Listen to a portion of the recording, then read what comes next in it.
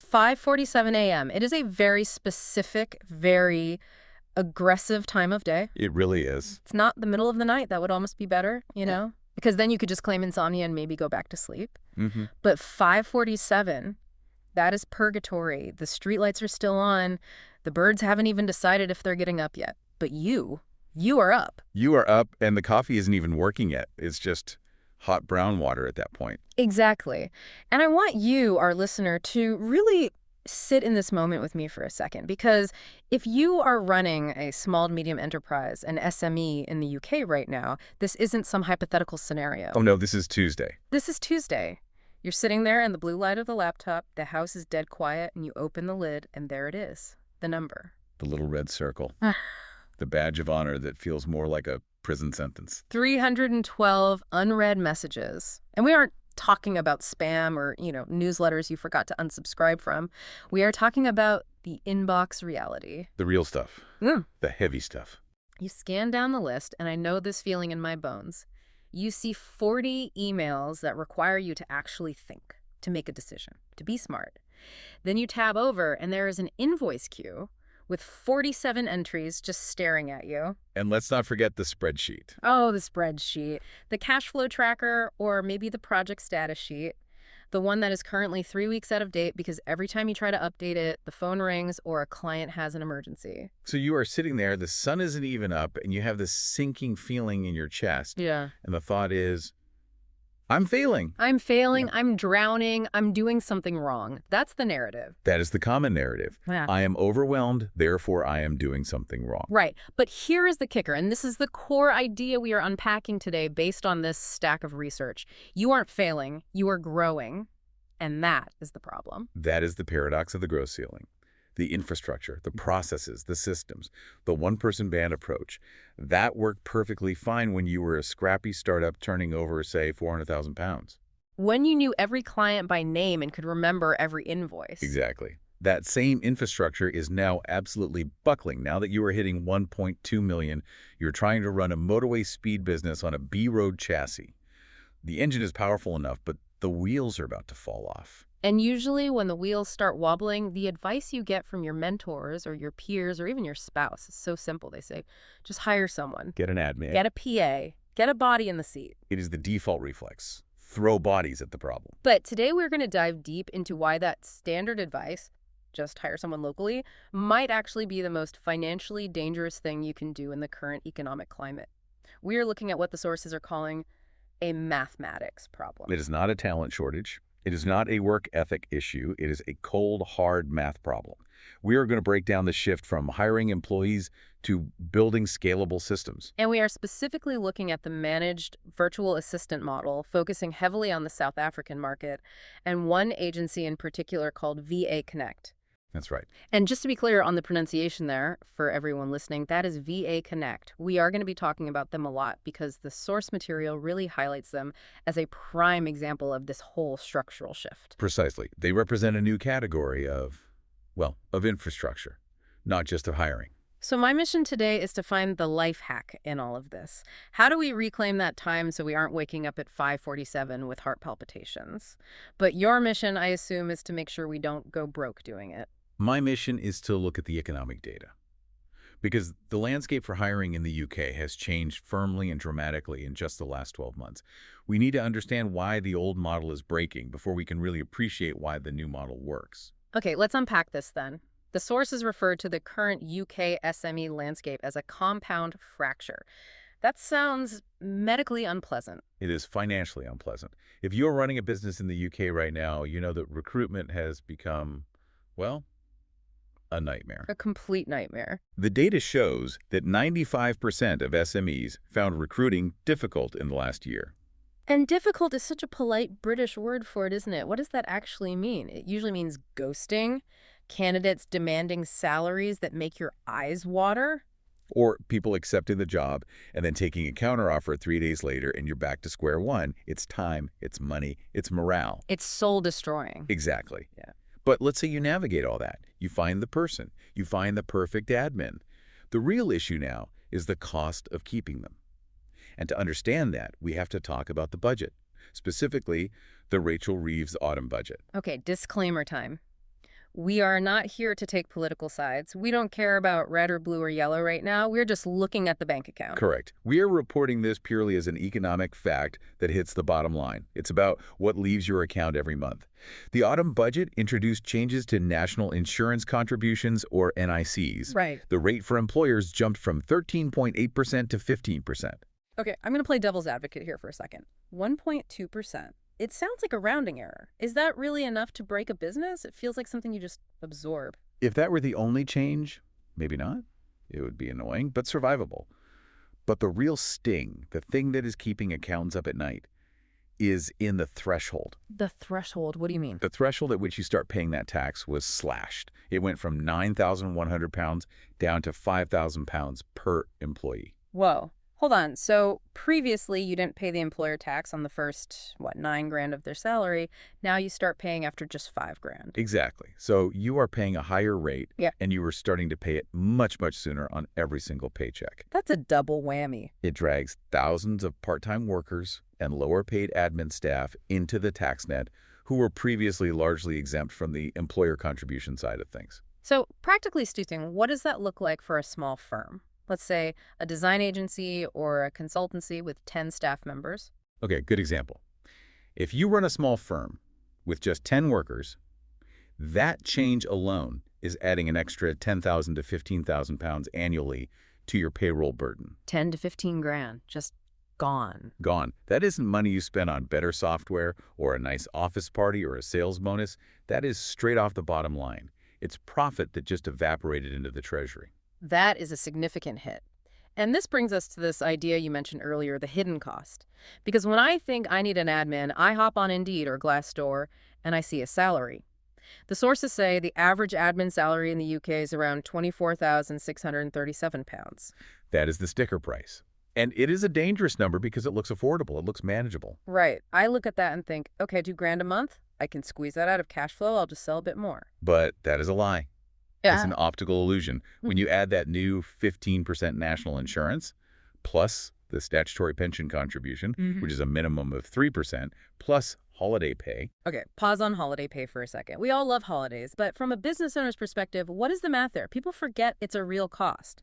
It is 5.6 weeks where you are paying for zero output, are writing a check and getting nothing back in terms of productivity. It's a necessary cost, a legal requirement, but it is a cost. Plus the laptop, the software licenses, the desk space, if you are in an office, the coffee they drink, the electricity, it all adds up. And when you load all those costs in, that 24,000-pound employee actually costs the business between 32,000 and 38,000 pounds. That is a massive jump. You are talking about nearly 40 grand for an entry-level role. That feels inflated. Are we sure about that math? It's absolutely standard loaded cost accounting. Any decent accountant will tell you the same thing. And we haven't even discussed the risk factor yet. Oh, great. There's more. Recruitment agencies typically charge 15 to 20% of the first year's salary just to find the person. So that's another 3 to 5 grand gone before they even sit down at their desk. And then there is the productivity gap. This is the one that really hurts. What is the productivity gap? It's the time it takes for a new hire to actually be useful, to actually add value. Most administrative roles require 8 to 12 weeks of onboarding before the person is fully effective. So for 3 months, you are paying full price for partial output. You are teaching them, you're correcting them, you're guiding them. You are basically paying to train your own employee. And if they quit after 6 months, which happens all the time, You have burned that cash. You lit it on fire. And you have to start the whole painful, expensive process all over again. and with UK employment law being what it is, and again, the sources note it is becoming more and more rigid, you can't easily downsize if the market takes a dip. You are married to that cost. Exactly. It Oh. creates a rigidity that small businesses just can't afford. You can't fire and rehire easily unless you are in dire financial straits. So what happens? You freeze. Business owners stop hiring. They freeze. They soak up the work themselves. Hence, the 5:47 a.m. start time, they become the bottleneck because hiring is just too risky. So that is the economic vice. You are squeezed by taxes on one side and rigid employment laws on the other. It's a rock and a hard place. But let's talk about the solution, or at least the trap people fall into when they do actually bite the bullet and hire. The sources call it the scalability trap. This is a fascinating concept, and it's so counterintuitive. And to explain it, I want to look at the case study of James Thornton. James Thornton, he runs a digital marketing consultancy in Manchester. Sounds like a pretty standard growth story. It is. He is a success story. On paper, his revenue grew from £850,000 to $2.1 million. That is the dream trajectory. Everyone wants to be James. But he has a regret, a big one. He does. When he hit about $1.3 million in turnover, right at that pain point we talked about, he hired a brilliant administrative assistant. This person was, by all accounts, a superstar. The dream hire. Organized, proactive, everyone loved her. She knew everyone's birthday. She knew how James liked his coffee. She knew which clients were difficult and which ones you could push back on. That sounds like a dream, not a regret. Where is the problem? The regret was the dependency. She was so good that James stopped building processes. Every client onboarding flow went through her head, not a checklist in Asana. Every template lived on her desktop, not in a shared drive. I see where this is going. She became the system. It's the key person risk, the bus factor. Exactly. 6 months in, she gets sick. Nothing life-threatening, thankfully, but she's off for 2 weeks with a severe flu. And suddenly, the business effectively shuts down. No one can access the proposal templates because they don't know the password to her folder. No one knows where the client data is filed. The whole operational side of the business just grinds to a halt. The bus factor was one. If she gets hit by a bus or just gets the flu, the business stalls. Precisely. The redundancy was built around a person, not a system. And this is where we need to introduce the philosophy of VA Connect. The founder, Karen Finnegan, puts it very starkly in the source material. What does she say? She says, we don't hire VAs to fill roles. We build systems and then staff them. That is a subtle shift, but it feels really important. We build systems and then staff them. It sounds a bit mechanical, but I think I get it. It is the difference between craftsmanship and manufacturing. Oh. And I don't mean that in a soulless way. I mean it in a stability way. If a team member leaves VA Connect or if a client loses a VA for whatever reason, they aren't losing their CRM data. They aren't losing the standard operating procedures. The business brain doesn't walk out the door. No. You're just replacing a person within an existing, documented, robust infrastructure. The machine keeps running, you just swap out the operator. Operationally, yes. And the proof is in the numbers.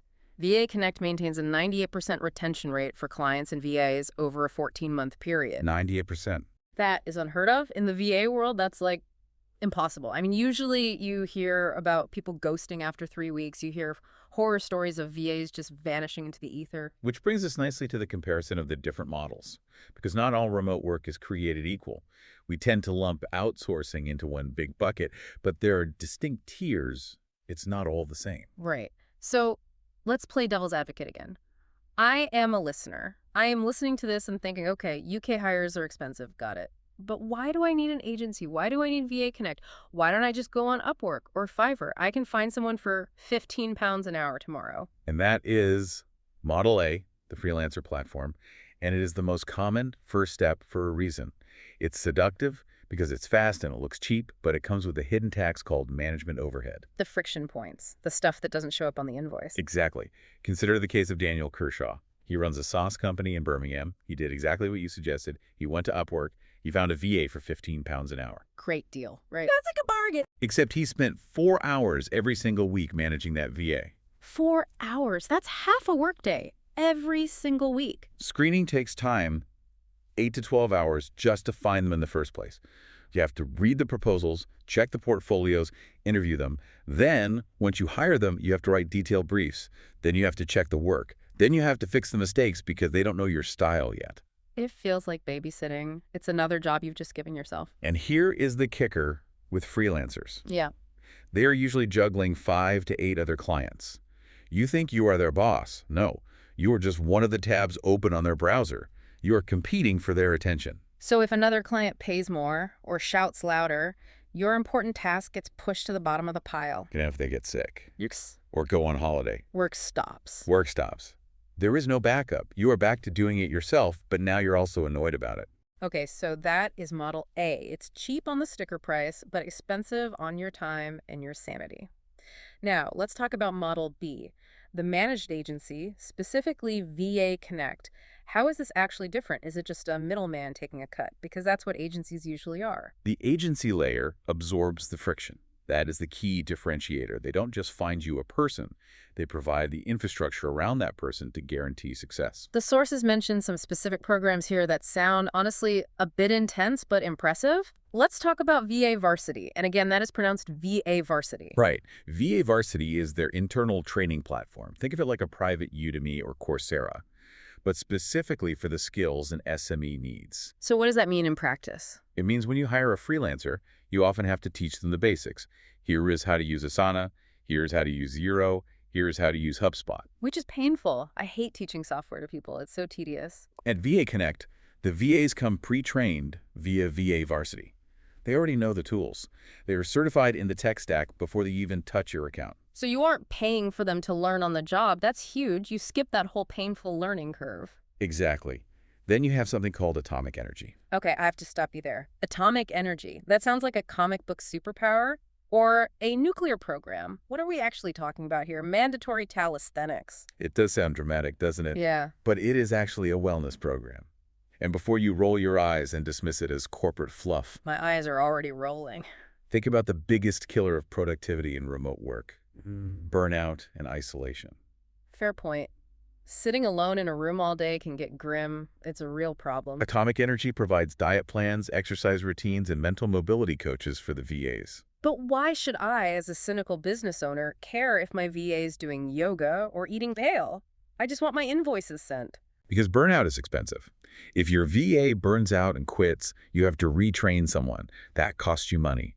If they're sluggish, tired, and making mistakes because they're depressed, that costs you money. A wellness program is basically an insurance policy on their productivity. It keeps the engine running smooth. Okay, that makes business sense. And then there is vapiness, which I assume is a play on happiness. The two-way happiness program. It's about culture. It manages the culture and connection, ensures the VA feels part of a team even though they are thousands of miles away. And crucially, the agency provides backup protocols. The safety net. If your VA is sick, the agency uses those documented systems we talked about to slide a temporary replacement in. You don't lose a day, the work continues. Okay, so you get stability. You get a system, not just a person. But let's talk brass tacks, the money. We have a 3-year cost comparison here in the research. Let's run the numbers because this is where the rubber meets the road. Let's do the math. If we look at a 3-year horizon, a UK hire, fully loaded with all those taxes, pensions, and overheads we discussed, will cost you approximately £97,848. Nearly 100 grand over 3 years.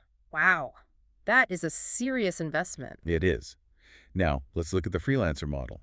If you include the value of the time you spend managing them, valuing your time at a modest founder rate, it comes in around £106,992. Wait, hang on. The freelancer is more expensive than the UK hire. That seems completely counterintuitive. It's because of the management overhead. Your time as a founder is worth money. If you are spending 4 hours a week managing a freelancer, that is 4 hours. You aren't doing sales, you aren't doing strategy. That is opportunity cost. Right. We often undervalue our own time to zero, but it isn't zero. It's the most valuable hour in the company. That is a massive aha moment. We treat our time like it's free, but it's actually the most expensive asset in the business. Exactly. Now compare that to VA Connect. Over 3 years, the total cost comes in at roughly £75,600. Okay, run that by me again. So it's roughly £22,000 cheaper than the UK hire. Correct. And a whopping £30,000 cheaper than the freelancer model when you factor in your own time. The ROI is a value differential of roughly £42,000 to £57,000 over 36 months. That is capital you can reinvest in marketing, product development, or just keep as profit. It's found money. Okay, the math works, the numbers are compelling, but now we have to address the geography. Why South Africa? The sources are very specific about this. Why not the Philippines? Why not India or Eastern Europe? Why is South Africa the Goldilocks zone here? It comes down to geography as strategy. And the first factor, the biggest one, is the time zone. South Africa is on GMT +2. So they're 2 hours ahead of the UK for most of the year. Which creates what the sources call the magic window. I love this concept. Explain the magic window. Because they are 2 hours ahead, your VA starts their day 2 hours before you do. They can triage your inbox, organize your calendar, and queue up your pending tasks before you even open your laptop. So when I log on at 9 a.m., or hopefully not 5:47 anymore, my day is already sorted, the chaos is gone, the fires have been put out. It's like having a time traveler working for you. Exactly. You start your day on offense, not defense. But, and this is key, there is still enough overlap for real-time collaboration. Right, because that's the problem with some other locations. If you hire in the Philippines or parts of Asia, they are 7 or 8 hours ahead. By the time you wake up and have your coffee, they are finishing their day. So if I need to explain a complex task or just have a quick chat, I either have to wake up at the crack of dawn or they have to stay up super late. It's friction. It never feels quite right. Precisely. With South Africa, you are working largely in sync. You can jump on a Zoom call at 10 a.m., 11 a.m., 2 p.m. It's seamless. It feels like they're in the next room. Okay, so the clock works. What about the communication? We have all had that experience where you outsource something and the language barrier just makes it hard. You spend more time explaining the nuance than it would take to do it yourself. This is where linguistic nuance comes in. English is a primary business language in South Africa. The accent is neutral, very compatible with the UK ear, but more importantly, the cultural alignment is there. The sources mention a fantastic case study here, Lucy Hartwell. She runs a PR firm in Bath. Yes, and PR is a field where tone is everything. You cannot get the tone wrong. One word can change the entire meaning of a press release. Absolutely. Lucy had a Filipino VA previously. She said the VA was capable, technically. She could use the software. She was diligent. But every single email draft needed heavy editing. Why? What was the issue? Because British business communication is weird, let's be honest. We have this bizarre balance of formality and casualness. We say, I'm afraid that won't be possible, when we mean absolutely not. Or we say, no worries if not, when we absolutely do need them to do it. We sign off with best or cheers. We use sarcasm as a second language. We are passive-aggressive masters. And if you don't grow up in that culture, it's really hard to fake. Exactly. The Filipino VA was often too formal or too servile, calling clients sir or ma'am in a way that felt stiff, or they just missed the sarcasm entirely. When Lucy switched to a South African VA through VA Connect, she said the difference was night and day. How so? She could say, handle the Jenkinson inquiry, and trust that the response would sound like it came from her team. It would have that perfect blend of politeness and firmness. That trust factor is huge. If you have to rewrite every email, you haven't really outsourced it, have you? You've just added a step to your own drafting process. No, you've just become an editor, and editing is work. Now, I have to ask about the infrastructure, because if you know anything about South Africa news, you know about load shedding, rolling blackouts. Surely that is a massive risk. I can't have my VA disappearing for 4 hours because the lights went out. It is a risk, absolutely. But in the professional sector, it is a solved problem. The source material is very emphatic on this. A solved problem. How do you solve a blackout? Engineering and preparation.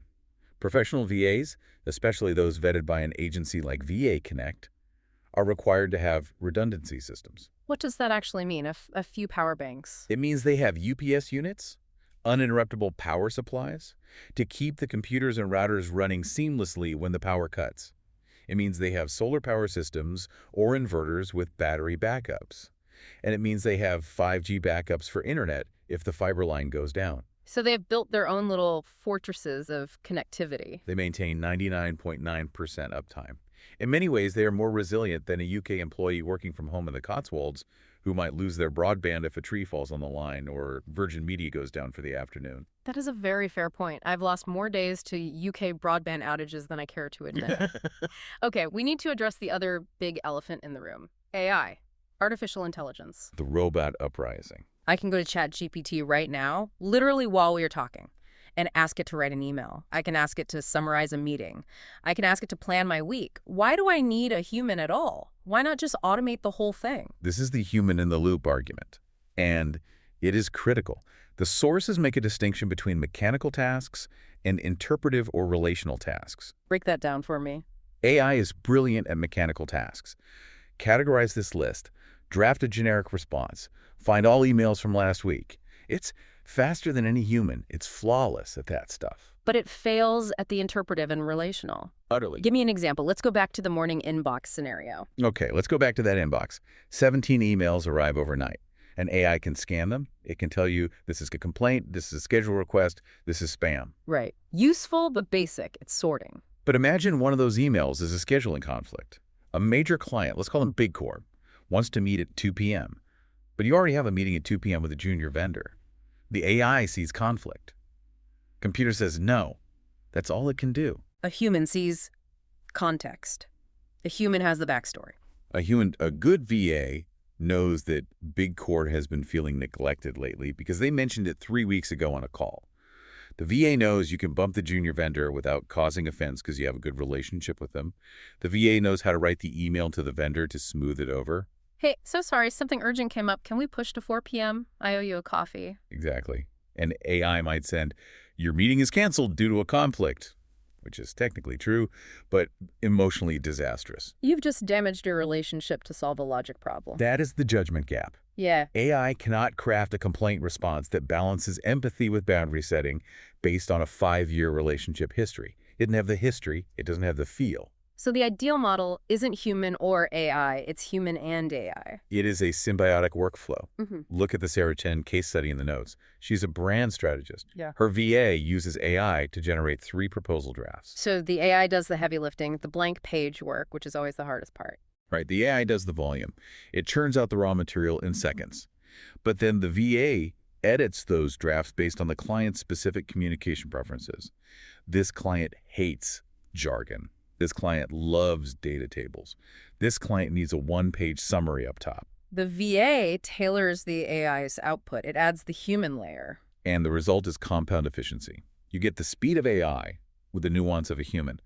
Managed agencies report 92 to 96% task completion rates with this model. And without the human? Without the human oversight, just AI-assisted workflows, it drops to 88 to 91%. That 4 to 8% gap might sound small. But in business, that's where you lose clients. That's where you miss the tone and cause offense. Exactly. That gap is where the relationship lives. Okay, I am sold on the concept. The math works, the geography works, the tech works. But implementation is where dreams go to die. We all know this. We buy the gym membership and never go. How do we actually do this? The sources outline a 30-day integration protocol. And the first thing the expert says is, you are probably doing it backwards. What do you mean? Most people hire first, then try to figure out the work. They scream, I'm drowning, get me a body. Then the person arrives on Monday morning, and the founder spends 3 days trying to find things for them to do. Guilty. Just sit there and watch me. It's so awkward. It's a disaster. You must reverse the sequence. Week 1 is purely audit and document. So you don't even have the VA yet? Ideally, no. Well. Or at least you aren't delegating yet. You spend 5 days tracking your time, every single thing you do. From answering an email to checking Instagram to writing a proposal. Use an app like Toggle or just a notepad. That sounds tedious, but also terrifying. I'm not sure I want to know. It is. But the realization is usually shocking. Yeah. You will find that 40% of your week as a founder, paying yourself a founder's salary, is spent on tasks that could be done by someone costing £14 an hour. That is a painful realization, that I am basically paying myself CEO wages to do data entry. It's bad business. It's misallocated human capital. Once you see it on paper, you can't unsee it. That list of tasks becomes your delegation roadmap. Okay, week 2, tool integration. The plumbing. This is where you connect the systems before the person arrives, a shared calendar. A password manager, use LastPass or 1Password. Please, for the love of everything holy, do not text passwords or put them in an email. Never text passwords. I don't know. And set up your communication channels, Slack for quick stuff, Loom for recording video explanations of tasks. And this is where VA Connect has an advantage because, thanks to VA Varsity, their VAs already know these tools. You don't have to teach them what Trello is. They know. Week 3, structured delegation. Now you start, but you start small. You start with low-stakes, high-volume tasks, email triage, calendar management, transcribing meeting notes. Right, you don't give them your biggest client negotiation on day 1. No, that is setting them up to fail. Yeah. You build trust. You let them handle the noise first so you can focus on the signal. And the feedback loop. Crucial. Don't just say good job and say, the Jenkinson email tone was perfect. The Patterson one was a little too casual. Let's try this next time. Be specific. You are programming the system. You're calibrating. It's coaching. You are coaching the system to think like you. And finally, week 4, optimization. This is the shift from, can you do this, to how can we do this better? This is where the VA starts managing you. In a way, yes. The best VAs participate in quarterly process improvement workshops. They should be coming to you saying, hey, I noticed you send this same email 5 times a week. I created a template for it in the CRM so you don't have to type it anymore. That is the holy grail. Yeah. When they start improving your processes without you asking, that's when you know you've won. That is when you have moved from hiring a helper to installing a capability. It's a fundamental shift in thinking.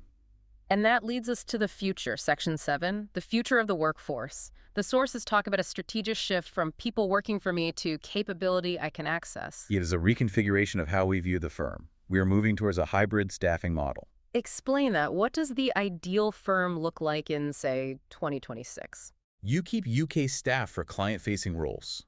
Roles that require deep cultural context, physical presence, or high-level strategy. The rainmakers. The strategists.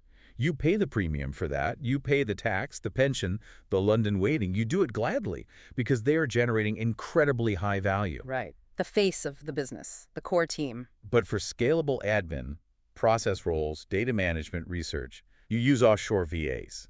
Not as cheap labor, but as a scalable infrastructure layer that supports the high-value core team. And VA Connect seems to be betting big on this model. They were founded in 2008, rebranded in 2014, and their trajectory is aiming to be the world's largest by focusing specifically on this managed model. They aren't trying to be a freelance marketplace. They're trying to be an infrastructure provider for SMEs. It is interesting to note the currency aspect here, too. If you are doing business in South Africa or looking at these savings, you might see figures in Rand. Just for our listeners, if you see an R before a number, like R12,000, that is pronounced 12,000 Rand. Correct.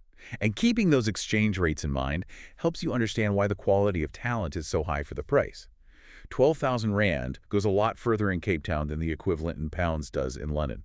You are accessing university-educated professionals who see this as a long-term career, not a gig. That is a key point. It's a career path. They aren't doing this while they look for a real job. This is the real job. Exactly. They are professionals. So let's wrap this up. We have covered a massive amount of ground today. We have. We started at 5:47 a.m. with a panic attack and a mountain of unread emails. We looked at the compound fracture of the UK economy, taxes up, thresholds down, recruitment impossible. We stared into the abyss of the hidden costs. We looked at the scalability trap, building redundancy around people instead of systems, and just how dangerous that is for a growing business. We compared the models, freelancer versus agency. We saw that while Upwork might look cheap, the management overhead makes it incredibly expensive in the long run. And we saw that a company like VA Connect offers a managed solution that focuses on retention and systems. We looked at why South Africa is the strategic choice, the time zone, the culture, the robust infrastructure. And we talked about how AI and humans work together, not against each other. It's a partnership. And finally, we gave you the blueprint, the 30-day plan. Audit, integrate, delegate, optimize. The math has changed. The old way, hiring a full-time local admin for 25 grand, which is really 38 grand, is becoming an existential risk for SMEs. The margins just aren't there anymore. The new way isn't just outsourcing. It is integrating a managed, culturally aligned layer of support. It is about systems over people. And that leads to the final thought I want to leave everyone with. Little thought experiment. Go for it. Consider two firms, Firm A and Firm B. Both are at the same stage, both want to grow. Firm A follows the old playbook. They hire 2 more consultants and 1 UK admin to support them. Okay. Firm B follows the new playbook.